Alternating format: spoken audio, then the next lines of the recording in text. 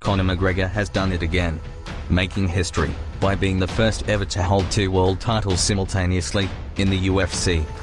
It was obvious early, after dropping Eddie in the first round, that it was only a matter of time before Conor's dreams became reality. He made it look easy. The question is, was he in Eddie's head? Regardless, Conor is a special talent, and is constantly working to become the best fighter he can be. He talks a lot, but he always backs it up with outstanding performances. Now, we ask what is left for Conor? Well, according to him, he's still just getting started. Which is a good thing, since he actually has some of the most difficult and entertaining matches ahead of him. Stylistically, Conor is one of the most dangerous stand-up fighters at 145 and 155, especially to fighters who are shorter than him. One of his main assets is his ability to utilize his reach to its maximum potential. You can see it in his fight with Eddie. Eddie throws and Conor is just out of reach, but from the same position he is able to land powerful counter-strikes. It's no question his most dangerous weapon is the left hand, but he also has great kicks. He is not known for his ground game, but he has shown it in his fight with Max Holloway. We can be assured that he is working on all aspects of MMA, including submission skills, takedown defense, as well as further increasing his skills on the feet. So who should he fight next? Well, since he wants to retain both titles, he must prove that he will fight frequently enough. He should defend his featherweight belt next, as he has not done so since winning it back in July of 2015.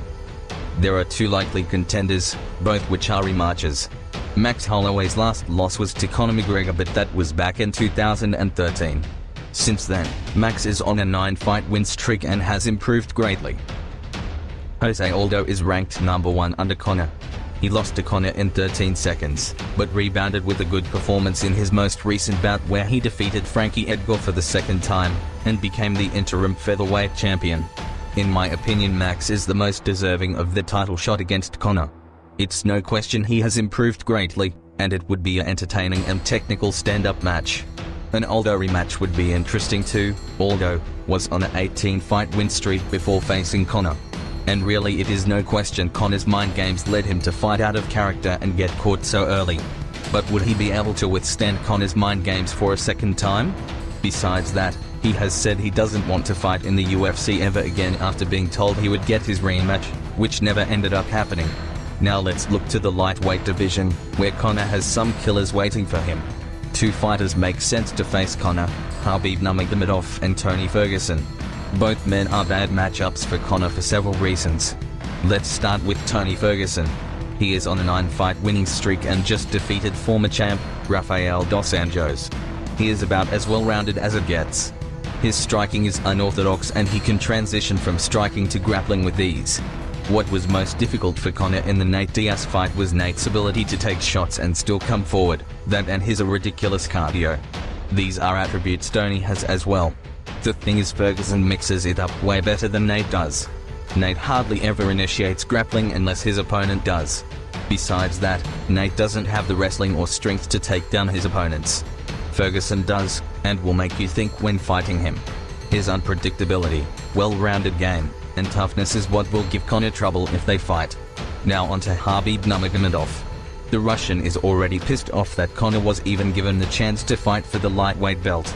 According to him, he was given a contract to fight for the title, however that fight never materialized. He is often thought of as the best grappler in the lightweight division, evidence of his past fights where he has dominated the opposition. I'm sure you all seen his last fight where he mauled Michael Johnson on live TV. Can Conor stop his takedowns? Conor has surprised us on multiple occasions, but really, if Khabib takes Conor down, it's unlikely he will be able to stop Nurmagomedov from doing what he wants to.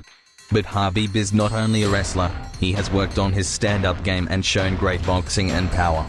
He's quite well-rounded himself, however he does not possess the same unpredictability that Tony Ferguson does. Does that matter though?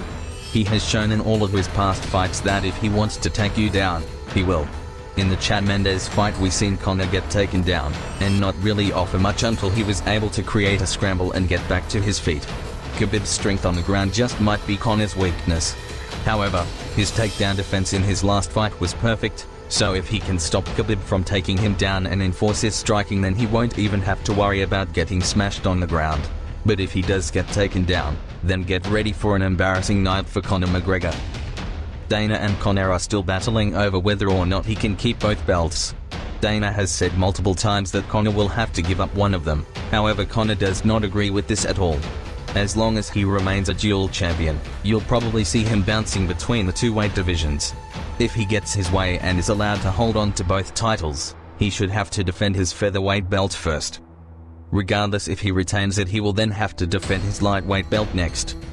In the meantime, we may end up seeing Nurmagomedov and Tony face each other.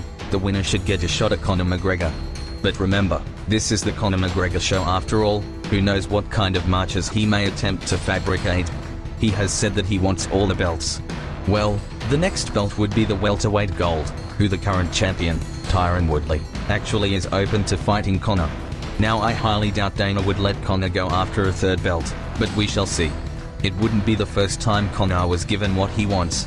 He does bring in a ton of money for the UFC, and because of this, they give him opportunities that don't always make sense for the rest of the sport, but rather make sense business-wise. Who do you think Conor will face next? Leave a comment down below. If you enjoyed the video, hit that like button and feel free to share and subscribe. Thanks.